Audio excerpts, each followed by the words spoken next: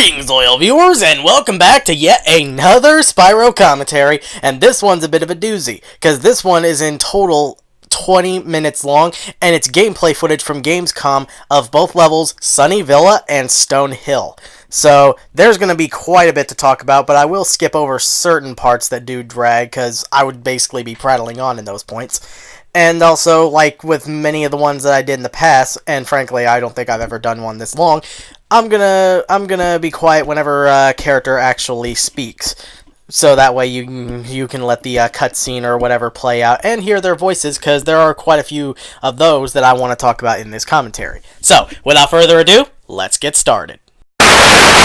So, right off the bat, we got Stone Hill here, and oh boy, once again, it looks freaking amazing. And I still love Spyro's idle animation there. I see that these developers definitely took a bit of a cue from How to Train Your Dragon, with how some of the dragons in that movie definitely acted very cat-like, especially Toothless, for that matter. In fact, his design was kind of, at least in terms of his color scheme, it was modeled after real-life panthers. So that's kind of an interesting little trivia there. So I'm gonna go ahead and skip forward here to the first dragon that you free here. So let's go ahead and have a look at the first dragon you save.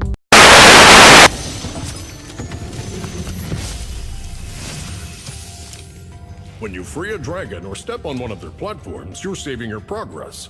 That could be useful if you run into trouble. Not that you ever run into trouble, Spyro.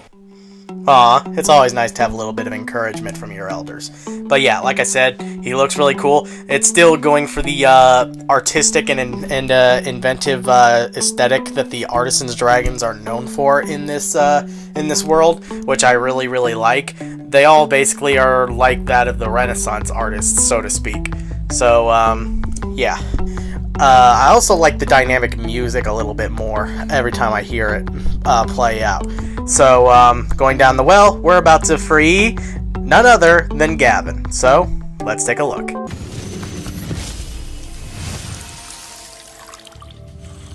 Watch the dragonfly, Spyro. His color indicates his power. When he eats butterflies, he stays strong. Like me. Sure.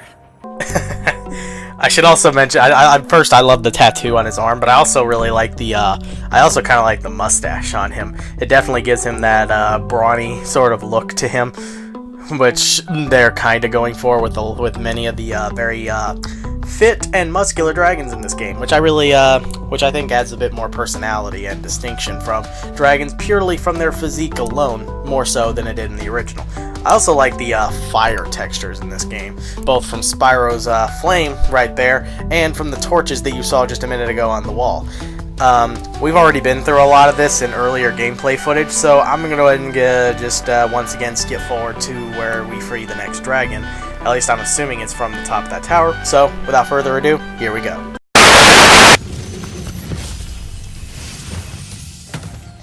Spyro, my friend, how about a hint on gliding?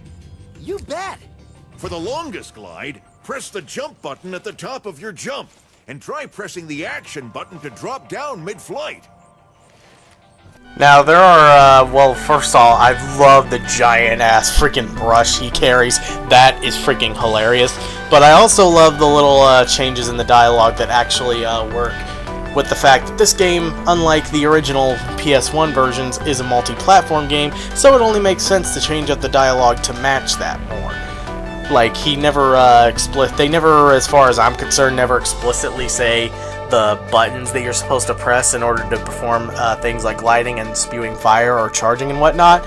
So that, I think, is a really clever idea. I really applaud Toys for Bob on that one. Yeah. Even though I, as well as a few people, have gone on record of stating that while the game may not be quite as graphically well detailed as that of the Insane Trilogy was, one of the things that I think make up for that, though, are both the colors, which are freaking beautiful and pop. Like, look at that skybox there. I think there have been quite a few people who have said that skybox kind of reminds them of Andy's wall from Toy Story. Not that that's a bad thing. In fact, I would still say that this whole thing looks a lot like looks like if Spyro was done by Pixar, almost. So, that's really cool. So, we're about to free the very last dragon in this, and at least I'm pretty sure. And then after that, I'm going to go ahead and just skip forward to Sunny Villa. So, with that said, Aster, I think.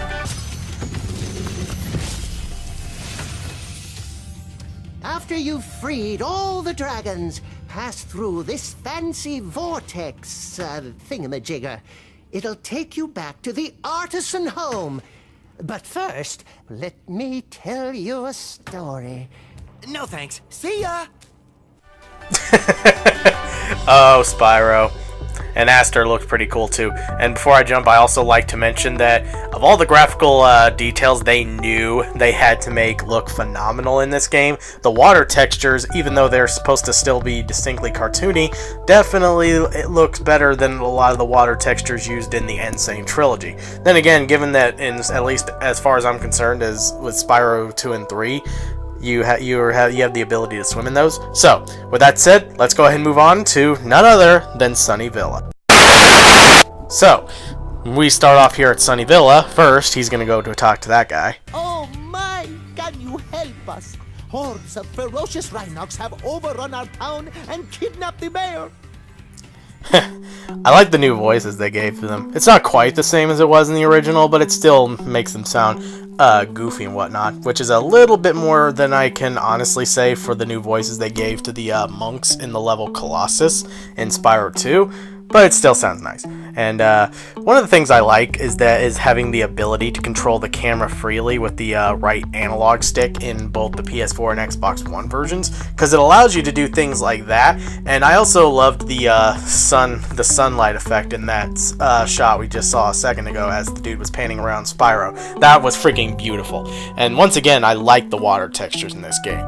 Splashing effects are very distinctly cartoony, which is kind of to be expected, but it still looks great. I've already said this before, but I still absolutely love Spyro's walking and running animations. They are pretty much top-notch from what I would expect him to do in modern day. Like, they still feel very familiar to how he controlled in the originals, but still manages to his movement, his normal walking movement is a little bouncier than it was before, but it still looks very graceful. His charging animation is pretty top-notch in this. Like, it looks pretty much almost identical to how it was in the original, and I love the cloud.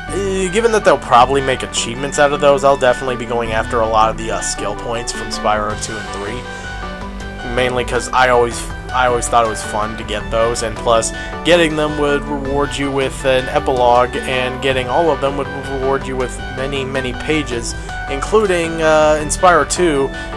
You know what? I'll actually talk a little bit more about that at some other point, but yeah. So, once again, Flaming the Trees. We're about to finally see what it looks like for getting a Dragon Egg, and there it is. I kind of agree. This is probably because the game is still in development and this is just a demo, but I'm hoping Toys for Bob addresses the problem that when you find and collect a Dragon Egg in this game, we don't really see the old classic animation. But at the same time, I still kind of like the over-the-top and cute cartoonish look that they're still giving to the baby dragons there. I think that's freaking adorable. And over there, you can see Sheila's minigame area of the level right over there. You'll notice that in this demo, they've closed that off, which is a little disappointing because I actually kind of wanted to see Sheila's minigame in this level. Oh, speaking of which, if you want to see a bit of Sheila gameplay, I'll leave a link to a video of that by Pez in the description below. But, as we see here, and I still love that they added in the fact that he swishes his butt when he's flying. To whom it may concern, Sheila the kangaroo is otherwise detained by me. Please return in a few years, the sorceress. I don't know why I tried to do Sean Connery there, but maybe it's because I just want to liven things up a little bit. So, I'm going to go ahead and just skip forward to when the Rhinoc chases after the chicken, because I'm just kind of prattling on here. So, as we can see here, the Rhinoc chases what's a much fatter looking chicken than it did in the original, and oh my god, that is still actually kind of dark. I know that's kind of weird to say as someone who loves chicken, but still, that's pretty dark for a kid's game, actually. So, we're about to save that very useless inhabitant from the freaking Rhinoc, who do nothing to you. Hell, but I think I could have worn him down sooner or later. Yeah, sure you would. And like I said, they've slightly altered the dialogue just a little bit from what the characters actually say, which I have nothing against, as long as it's still essentially the same thing as he's saying before. So, yeah, sure you do. I love the way that the return home portals still appear, and I still like that he still does the chicken dance. That's so cute. Hey Spyro, I found this gladiator training arena that also makes for a pretty cool skate park. Care for a test of your boarding skills? I bet you can't catch all 15 lizards running around here. Just come back if you want some boarding tips from the master. Yeah. Even though from what I've heard they got Greg Berger back to do the voice of Hunter, you can clearly tell he's doing a very different voice this time around for Hunter, which I'm okay with. I've also gone on record of stating I love Hunter's look as much as I do with Sheila, and I am still looking forward to when we finally see the other unlockable characters as well.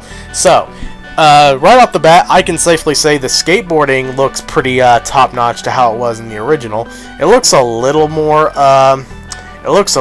fast-paced and, I guess you can say, a little bit. It's kind of like with the Insane Trilogy's new jumping mechanics, in that you're in the air for a shorter but swifter amount of time. It looks like it's kind of the same thing here, almost, if that's even the best way of describing it, but it still, for the most part, looks, and from what I've heard from a lot of people, feels very familiar to how the skateboarding was done in the third game on the PS1. So, that's pretty cool. So, there really isn't too much I can really say from here. I still love the way he wipes out, which is similar in a way to how it was in the original, but a little different. It's basically kind of like when they redesign things a little bit from the levels to the characters. It feels familiar, it looks and feels somewhat familiar, but still is kind of its own thing. I also like the look of the lizards that you chase down this, who are also lizards that you killed in freaking Glimmer. I also think, is it just me, or do they actually look bigger in this than they did in the original, which is a little strange to me. I don't know. Maybe I'm just seeing things that nobody else does. I don't know. So I'm gonna go ahead and just I would just be basically prattling on from this point forward. So I'm just gonna go ahead and skip forward to when Hunter rewards you for getting all the lizards, because this one, trust me, it goes on for quite a while. So without further ado, let's go ahead and take a look at that, and I'm actually gonna go ahead and consider ending the video right there, because that's pretty much where it ends. So, Hey, that was great! And while you were boarding, I found this in a lizard burrow. sure you did. Emily! So dorky. So, not really too much else I can say from this point. This is pretty much from where it ends. So, all I can really say from this point forward is I'm definitely looking forward to the Reignite Trilogy more than ever. And with that said, I'm King Gargantuous, and I'll see you all next time.